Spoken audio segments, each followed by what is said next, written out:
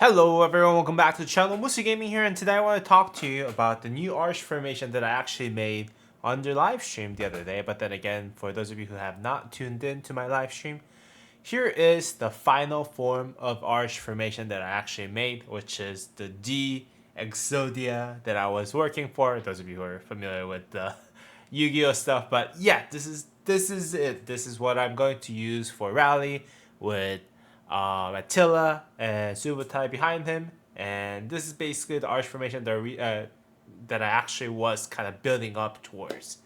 Now, with that said, though, why did I make arch formation? I had a perfectly fine delta formation that was good and nice and whatever is probably at top 1% of everyone who's had ever built delta formation. Maybe I'm over exaggerating a little bit, but that was in a good place. But then again, why did I make arch formation? I think couple of things. For one, as you might have already known and talked about from my previous video, arch formation provides you normal damage buff, whereas delta formation only provides you combo damage buff. Now the difference between those two are the fact that normal damage buff actually buffs your basic attack, counter attack. And given that most commanders in the game, including Attila, including even the skill damage commanders, most commanders in the game actually does half of their damage or more of their damage as basic attack damage and counter attack damage. If you want to take a look at like quick second of like how that works, just take a look at the pincer formation video that I posted the other day. It will go over why I don't recommend you using pincer formation right away. But again, for delta formation in specific, most of the time, unless the delta formation, the combo damage buff is significantly higher. Again, unless the combo damage or smite damage is significantly higher than the arch formation buff that you're getting from either the formation itself and as well as all the special inscriptions, it is going arch formation is going to significantly outperform your combo damage formation or smite damage formation. That's why I think arch formation has been the meta for rally leads that uses Attila and Subutai. Again, is this 5% normal damage basically is equivalent to having 10% or more of combo damage buff because of the fact that you're doing half of your damage as basic attack as well as counter attack, and that scales as you get hit by more and more targets. So that's the main reason why. Just the buffs that you're getting from combo attacks, like what 8% on this inscription right here, and it's just not enough for it to compensate for the buff that you're getting from arch formation. Just bottom line. And I did the math on the other video about the pincer formation, like the entire pincer formation buff that comes from that formation itself has to be more than 40% based on the testing that we've done. So for that reason, that's why I'm building arch formation, just for those of you who are wondering why what I have and why I have them. And let's just go over each and every one of them. So the first one, arch formation, Northwestern Parchment. And as you can see, I don't have this Destruction, which is the legendary inscription that you can actually inscribe to this. This you can actually easily get from playing enough KVKs that are in Season of Conquest. And I do have a slot for this one, but unfortunately I did not inscribe description on this one. I have one, I just didn't want to use it for a number of reasons, but I think main reason is that destruction is not really the best inscription ever. It's actually worse to have it than not have it at the same time, because it's worse to have it than not have it because of the fact that it takes away 100 rage when you're 100 rage from you, when you're activating the effect of increase your damage of the auto attack by 70%, which is not really worth for you most of the time. So I have hurried in there, which is not the best inscription, to be really honest with you. Gives you 15% march speed for 10 seconds after leaving the battle, but I didn't really have a better alternative for normal damage buff at least, so I'm using hurried. It is what it is.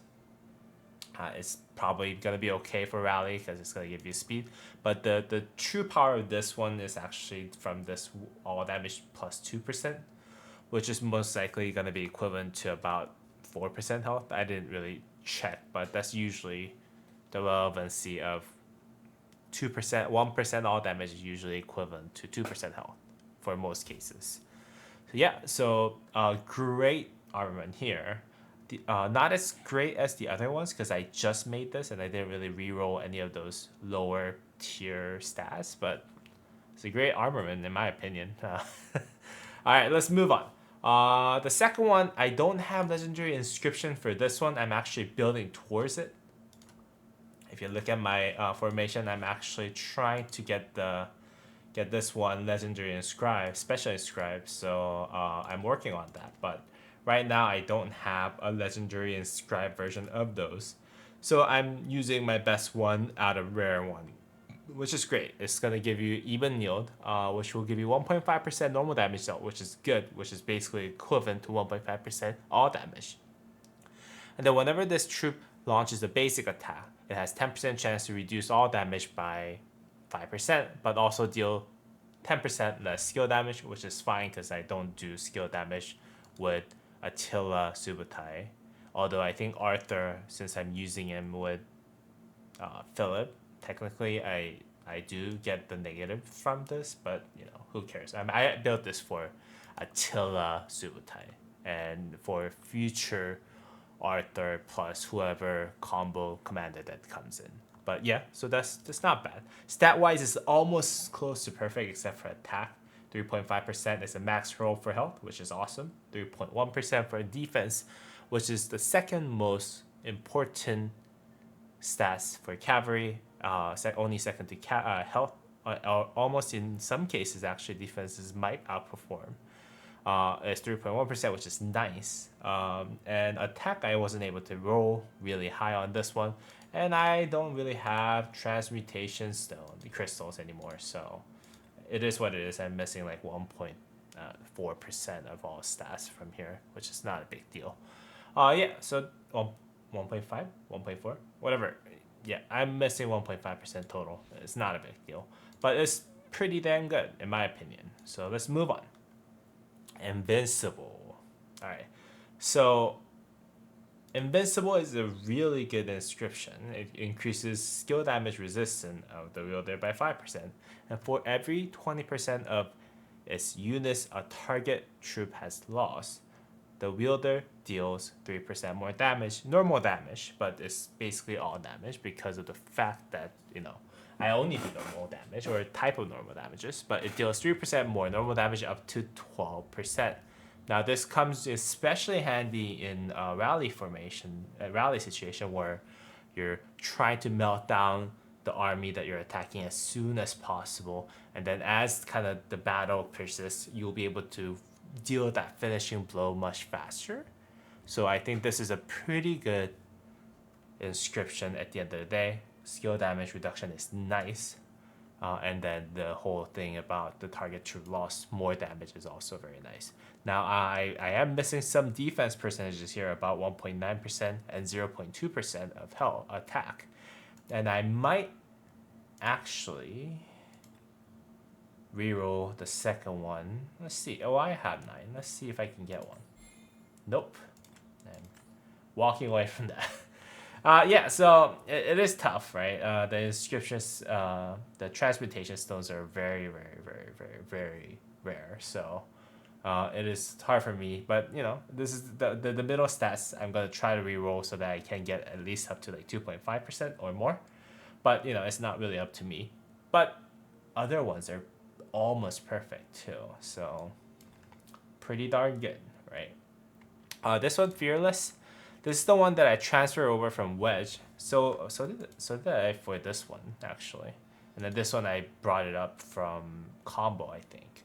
So my wedge formation is now missing the fourth inscription, which does give you that 10% skill damage buff, but that 8% normal damage dealt buff, all damage buff basically is just too good.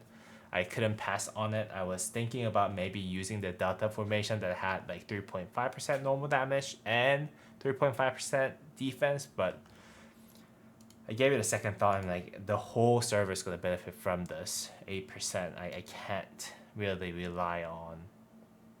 I can't really afford to lose that much all damage. So it is what it is. I transmuted. I transferred the wedge one here, and it's attack and defense is nice. The health can be better, but I max roll the transmutation already, and maybe after the next KVK I'll probably try to focus on having this up to like 3% or all damage of 1.5% or more potentially is probably what I'm going to look to get to. So yeah, all in all, that basically gives me about 31.1% of all stats and 2% all damage, which is pretty crazy. I think in total, the maximum stats that you can get from all armaments, all max stats is, let's see, this 10.5% because it's 3.5% times 3. 10.5% times 4, which means 42% is the maximum that you can get. And then all damage of 2%, let's say that's like 4% equivalent, right? Then I'm at like 35% out of 42%, which is just crazy, right? Yeah, so, or even if you just count all damage as like, as a regular damage, it's like 33.1% of all things percentage out of 42% is still kind of crazy. But I'll try to make it as perfect as possible so that those of you who are watching this are more satisfied, I would say. So that's my ultimate formation showcase of my arch that I was working for. Again, I'll try to get this one into a legendary inscription as soon as possible with the pity. I'm assuming I'm gonna get it from pity because I haven't been really that lucky in terms of getting the legendary inscriptions from elsewhere. So everything that I have is basically from mileages or pity, unfortunately. But I'm trying. I'm going to actually try for a really high roll of legendary inscription if I can on this one. So stay tuned for that and watch more of my videos, as you'll not be able to miss on those because those are going to be highlights of my accounts. With that said though, I do want to showcase a little bit of my wedge formation now, which is now destroyed. You can see that it's just basically stats. It has a rare inscription, which is fine. All damage is nice, but yeah, this kind of ruined at the end of the day. I took this one because I actually stole the one that I had on my wall before to combo and then back to arch. So this one's now my arch and now my wedge formation is kind of ruined. It's still pretty good though in terms of the total stats. Balance I didn't actually transfer because I did have better stats on the other one that I showed you, which had I think 3.5% health and stuff, except for like 1%, 2% defense that was missing. So I didn't transfer this one. But yeah, that's basically my new wedge formation, which I think I can use for garrison. Maybe not the best garrison in the server, but secondary best garrison in the server, because cavalry garrison still does skill damage. So if you're a cavalry main who does both garrison and melee, you will need both wedge and arch at the same time nowadays. It is what it is, and if I have enough money, I'll probably transfer my combo formation, the hunter that I had on my combo back here, which is probably this one. Yeah, the Thresher. It was transferred to Thresher because of the Delta formation. Yeah, if I move this one back, I think this will be pretty good in terms of inscription as well, because it will have 2 legendary inscription, it will have 2 rare inscription, which is fine. And it will have pretty good all damage. Its gear is pretty nice though. Not as good as my first one, which has basically everything maxed out except for this one, which needs to be iconic 4. And then everything else is basically going to give you like less than 1% all damage return. Which is basically, I'm missing this one, which is going to give you 8.5% all damage with 10% chance, which is not going to be a lot. Same with this one, it will give you like smite or skill damage for 10% chance, which they may not even trigger on the turn that you're actually triggering, so very minimal. And then I think this one gives you like, counterattack damage of 6.5% for 2 seconds out of whatever. All these tier 5s are on the ones that I have left over is pretty minimal, that it doesn't even give you a 1% all damage expectation, but it takes like so much of the materials. But so far it has everything that I think I can invest in. I'm going to try to finish this set so that everything's iconic 5 and have all the special inscriptions that I have on the armament soon. So stay tuned for that. But yeah, so that's my regular set, number 1 set, and then my number 2 set's actually not too bad. With this one having the 3% all damage to troops on the map, which is good because of the fact that garrisons attack against rallies, basically. And I don't have those iconic because I used everything that I have on my first set.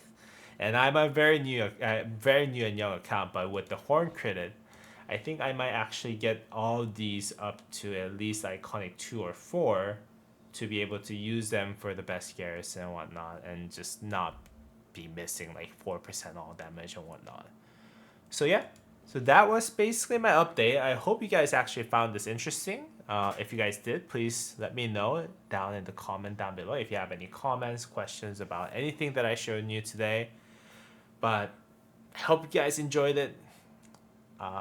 Please give me a thumbs up, and if you're not subscribed to this channel yet, because only like 85% of you has subscribed to my channel, please do so. I'll really appreciate, and it will help me contribute to that 200 subscriber count that I'm actually aiming for at the end of the day. So please subscribe if you can, and as always, I'll see you on the next video. Bye bye.